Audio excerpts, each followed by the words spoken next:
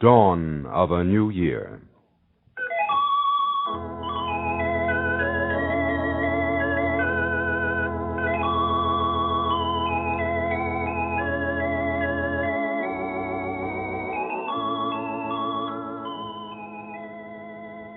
It started like things always did around New Year's. My wife wanting to do one thing, and me wanting to do something else. Don't get me wrong, though. All year round, Evie and I get along just fine. Never an argument. Well, no argument to write home about, I mean. But come New Year's, and we have a problem. It was the same this time. We had words at breakfast, and I went to the office feeling sore. I was sore most of the morning, until Corey and I sent everybody home and closed the office. Corey is my partner and my buddy. We wound up at the Businessmen's Club for lunch. Only the steak was a long time coming, and we filled in the time with some liquid refreshment. Somewhere along the line, we knew we had to iron things out for the night's festivities. Corey has wife trouble, too, every New Year's. Hey, Jamie. Huh? Look, Charlie's here. Charlie who? Your cousin Charlie. Oh, great guy, Charlie. You know that, Corey? Charlie, one of the best guys you'd want to meet. Hey, Charlie! He's busy or he must be deaf. We can do without him. Anytime. Listen, Jamie. Let's straighten things out for tonight, huh? We go to the O'Briens, like always. Why? What do you mean, why? Why? Why, he says. Because we always go there, don't we? Oh, we're in a rut, Jamie. They like everybody to go there, and everybody does. Okay, so if we don't go, we won't even be missed. They expect us. Oh, Jamie, let's do something different this year, huh? Instead of drinking the O'Brien liquor, let's drink what we pay for. What are you talking about, Corey? I never go to the O'Briens empty-handed. I always take 2 bottles, 1 scotch and 1 rye. No. I don't mean that. I mean, let's go out someplace. Out someplace? You mean a nightclub? Yeah, for a change. You can never move in those places, and you pay through the nose. I don't mind spending dough for a good time, but I like to be able to move around. I like to have a good time New Year's Eve. Look, we'll go out to the Moonshine Clipper. At $50 a head, plus drinks? We'll write it off of business expenses, entertaining clients. Anyway, we'll meet a lot of people here. That's good for business. Corey, it means dressing up. Come 2 a.m., I want to take my jacket off. Come on, fella, let's settle for the O'Briens. Gee, I should like to go out of the Moonshine Clipper. We could have a ball out there, boy. Hey, Charlie! Oh, what's the matter with that guy? Has he lost his hearing? Okay, Corey? Huh? Okay, what? The O'Briens, huh? Oh, no, I think we ought to talk about it some more. Maybe see what our wives think about it. Well, I don't fancy going out to that clip joint.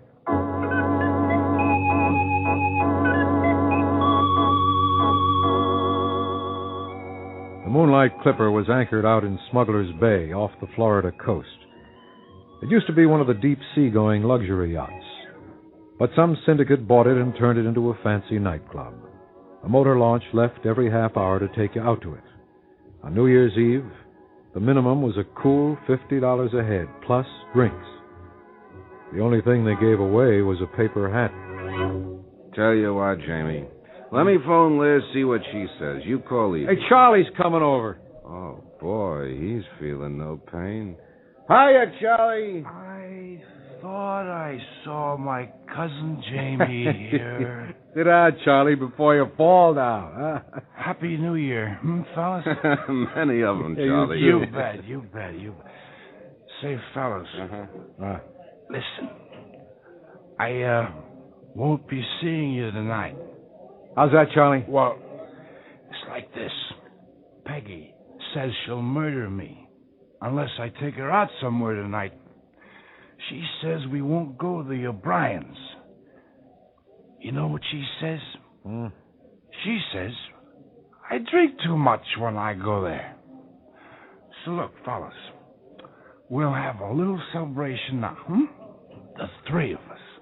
For old time's sake. Looks like nobody's going to the O'Briens. My wife says I drink too much when I go there. What's New Year's for, anyhow, I asked her. Hey, fellas, what do you say we have a little celebration, huh? Just the three of us.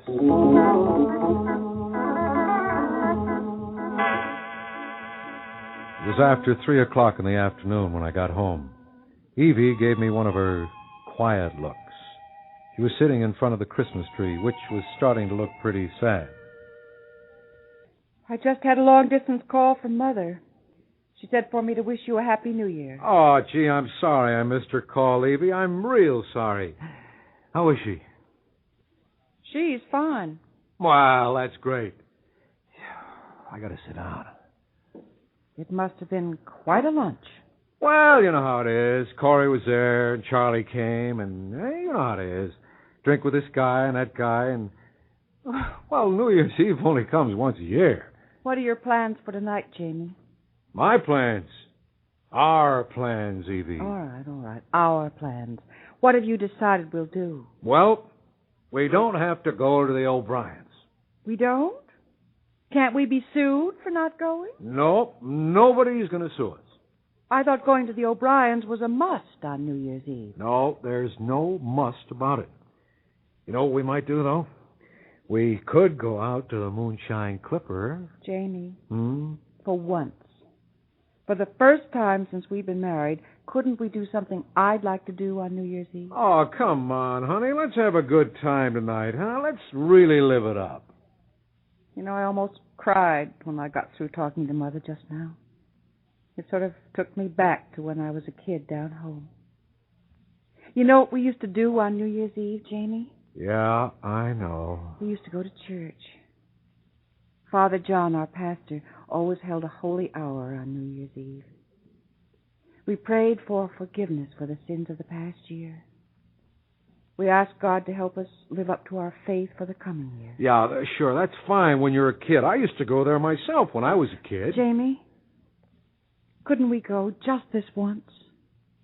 Look, honey, church is fine. We go to church, don't we? Mass every Sunday. But, baby, this is New Year's Eve. We're grown up now. I don't know. It just seems we've forgotten what it really means. It just seems to be a great big excuse for you to get drunk. Jamie, it ought to mean something much more than that to both of us. Honey, will you check your evening dress? You'll be wearing it tonight. Jamie, I don't want to go to a nightclub. Evie, you'll have the time of your life once we get out there. Now, come on, huh? It doesn't matter what I want, does it? Well, honey, you must admit for New Year's Eve, you want the craziest thing. Oh, I bet that's Mike O'Brien. And I don't want to go there either. Hello? Jamie? Oh, Liz! Hello. How's my favorite redhead? Hopping mad. Do you know where Corey is? Well, I left him at the club. I thought he was going home. Well, he's not at the club and he's not home. And, of course, he had to take the car today, so I can't go down to the cleaners to pick up my white evening gown until he comes home. Is Evie there? Yeah, sure. Evie, it's Liz. All right. Hi, Liz. Hello, honey. Have you any ideas about tonight? Corey said something about the Moonlight Clipper. Has Jamie said anything? Yes, we were just talking about it. Well, it'll be better than going to the O'Briens anyway. It'll give us a chance to dress up. What are you going to wear? I think I'll put on that white gown. I sort of go over big in that number, if you know what I mean.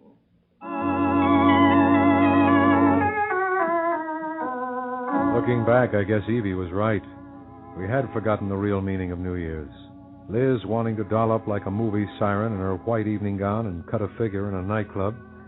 Corey, Charlie, and I, well, all it meant to us was having a ball, drinking ourselves into a stupor, and then going through a major-size hangover the next day. Celebrating, we called it. Celebrating New Year's Eve.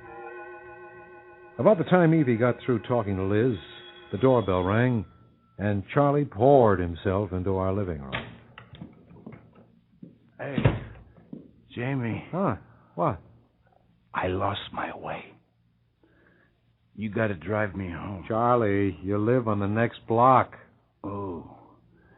Boy, Peg will murder me. You'd better take him home, Jamie. Yeah. Yeah, take me home, Jamie. Okay. Say, are we going out to the Moonshine Clipper tonight? We going out there, huh? Yeah, you think you can make it, Charlie? I'll be seasick out there, you know that? You'll be okay. Evie, Yeah? you telephone Peg and tell her everything's wonderful. We're all going out to the Moonshine Clipper and celebrate. All right, Charlie. I'll call and tell her you're on your way home. You tell her we'll have a great time tonight. Yes, hmm? I'll tell her. And you tell her I'm going to take her out, or she'll murder me. Yes, all right. Come on, Jamie, let's navigate. Happy New Year.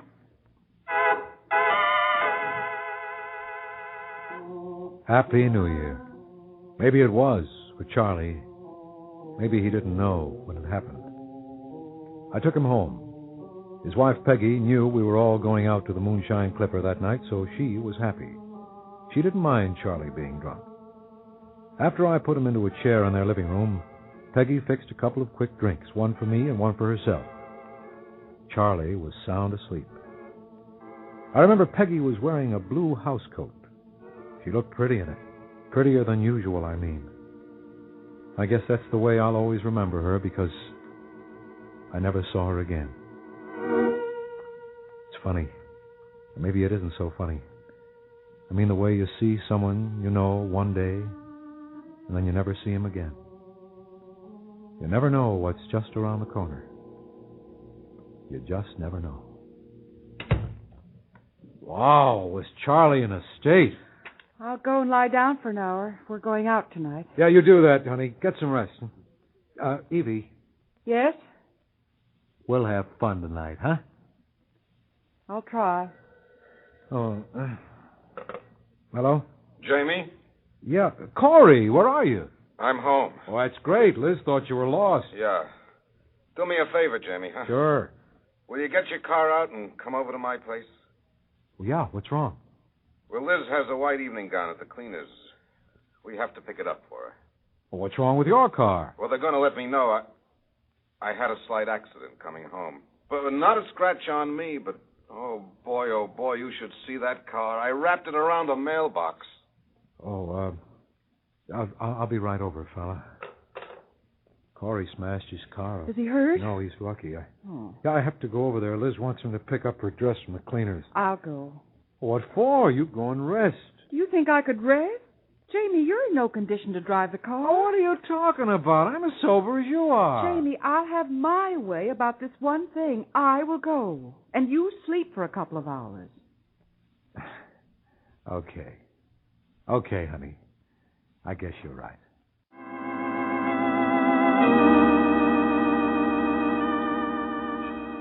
It was a great way to start New Year's. Later on, some more phone calls were exchanged, and all arrangements were made for the night. We'd all meet aboard the Moonshine Clipper sometime around 11 o'clock. I figured Evie and I would drive down to the jetty and catch the 10:30 motor launch that would take us out to the yacht. It was a beautiful evening. I was all decked out in a cream-colored tuxedo, and Evie was wearing a silver and gold evening gown. She looked beautiful. The only thing was, she didn't look happy. Corey and Liz were on the jetty when we got there, Liz looking like a movie queen in her shimmering white gown. Well, look who's here. Hi, Evie. Hi, Corey. Hi, Liz. Look at that gown the gal's wearing. Corey, how come Jamie can buy his wife a gown like that one? Oh, what's the matter with the one you've got? Oh, but look at Evie. Well, it's just an old rag we picked up on the charge account. A couple of dolls we're taking out tonight, huh, Jamie? Yeah, we better keep our eyes on them. Oh, we just missed the motor launch. Oh, no. They're running an extra one tonight, I think. I heard somebody say there'll be one along in about 15 minutes. Yeah, Charlie and his wife were on the one we just missed. Oh, they were? Yeah, we saw Peggy waving to us. How did Charlie look, huh? He didn't even know where he was. Oh, he's way ahead of us, Jamie. You had to take a taxi down here, I guess. Yeah. Oh, don't remind me about what he did to that car. Oh, honey, be grateful I'm alive. You must yeah. have been crazy driving in the condition you were in. And how long do we have to wait before the insurance company gives us a new car? If they give us one. If? If they find out I was loaded, I don't know. Maybe we're not covered for that. I don't know. You don't know? No, I don't know. What do you want from me? Now, look, don't yell at me in public, Corey. Who's yelling? You are. Oh, we're starting out fine. Look, will you forget the car for tonight? Oh, sure. If you tell me how I'm to do the shopping. Well, listen, Liz, I'll pick you up in ours. We can shop together. Well, I hate to impose. Well, you're not imposing. No, don't argue with her, Evie. Liz has had a drink. She wants to fight the world. Corey, do you want to quarrel with me? Is that it? Are you really bent on having a quarrel? Because if you are, You'll be ready. Yeah, I know. I can always count on my wife for a row. Hey, cut it out, you two. This is New Year's Eve. Happy New Year, Liz. Oh, I'm okay. I guess it's my red hair. Evie, what colored dress do you think Peggy's wearing tonight? That orange and black one? Phew, she looked like a house on fire. Afterwards, it sounded as if Liz had said something prophetic, because it happened right at the precise moment she said it.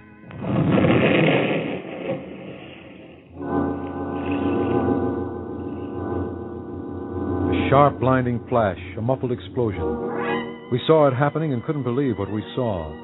The stern of the moonshine clipper was suddenly a mass of flame, an inferno. Clouds of black, yellow, and green smoke belched upwards, and big tongues of fire shot up like they were trying to reach the stars. We saw people in evening dress jumping from the decks into the sea. The whole thing looked unreal, like some crazy nightmare. Then we heard the whistles of fireboats speeding out to the scene, and crowds collecting around the bay. And nobody thought of New Year's Eve anymore. All you could think about was that maybe a lot of people were dying out there, either trapped by fire or drowning in the sea. Oh, my God. Oh, my God. I could hear my wife saying, oh, my God, over and over again, like it was a prayer. There was another explosion out there, and now the whole ship was in flames. I didn't know what had caused this disaster.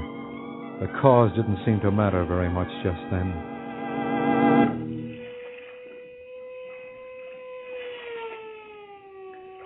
Oh, my God. My God. Easy. People out there dying, and we stand here, we can't do anything. I feel sick. Honest, I feel sick. Sure you do, honey. Charlie and Peg. Charlie and Peg. They're out there. What? Maybe they didn't even get aboard. Oh, they were aboard. I saw the launch unloading passengers. That doesn't mean anything happened to Charlie and Peg. I'm scared. Jimmy, I'm scared. I'll never see them again. It could have been us. Yeah, it could have been, Liz. And it could have been us out there, too. We missed that boat. We just happened to miss it. Oh, Evie, we could have been out there. But for the grace of God.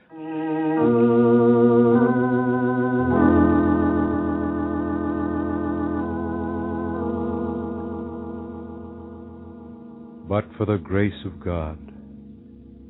It wasn't quite right. Maybe Evie meant, but for the mercy of God, because not one of us had cared too much that night about grace. But I felt Evie's words beating against my brain. I could almost hear myself repeating them. You go out for a good time and something like this happens. You never know, do you? I mean, you never know when it's going to happen. Nobody does. Sure, you're absolutely right, Liz. Evie. Jamie, I feel rotten. Don't talk that way, Evie. I do. I feel lost. Like I don't belong to anybody, like I don't belong to you or even to my family or anybody else. Evie, take it easy. I don't know what to do. I feel so scared. You're all upset. You need a drink. We all do. We better go someplace where we can get one. I don't need any drink. I don't need one. A drink wouldn't help the way I feel. I feel as if I'd turned my back on God. You're talking crazy now. No. That's the way I feel. And you ought to feel the same way. Oh, come on, Evie. Sure, Jamie's right. We need a drink. I know I do. Well, I don't. And you can laugh at me if you want to. You can all laugh. I don't care. I feel as if I'm full of sin. Jamie, think of it. This is New Year's, the holy hour coming up.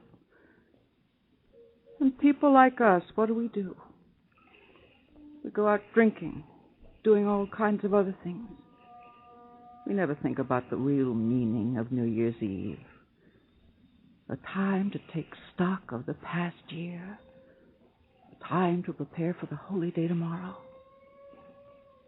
We go on just like before, only much worse. We wind up the old year in sin and go into the new year with even more sin. Oh, come on, Well, I Evie. don't care how the rest of you feel. But I'm going to church. I want to be in church when the new year comes in. I want to go there and pray. I want to feel like I used to feel when I knew what church really meant. I want to be filled with grace again. It's not right to act the way we were acting, drinking, and all the rest of it. Jamie, I'll see you at home. Liz, I'll call you tomorrow. Where are you going, Evie? I told you. I'm going to church. Well, wait a minute. We'll all go. Corey? Yeah. Yeah, sure. I could use a little church, I think. What do you say, Liz? It's all right with me. I mean, I think I'd really like to go. You know that? We'd better go then. We don't have much time. I want to be there before midnight. But nobody moved for a minute. We all stood there, staring out at the blazing inferno out on the bay and thinking of the people dying out there. Wondering how many of our friends were out there. Wondering if Charlie and Peg were safe. We didn't know then that they were both dead. Later on, we walked into our church.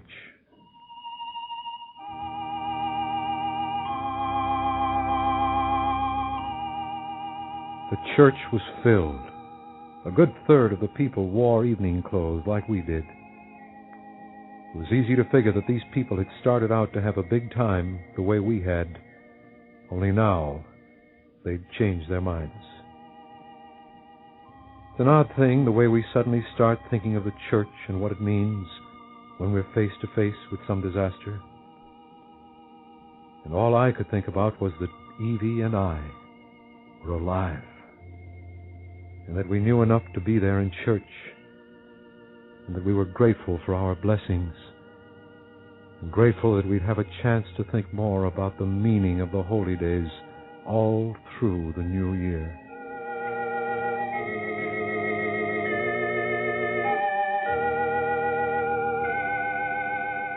That was last year. A lot of people died in that fire. A lot more were killed in automobile accidents, driving while drunk or being hit by somebody else who was drunk. This year, Evie and I, Corey and Liz, we'll see the old year out and the new year in, praying together in church. We'll feel a lot better being near God as the new year comes in. Yeah, a whole lot better.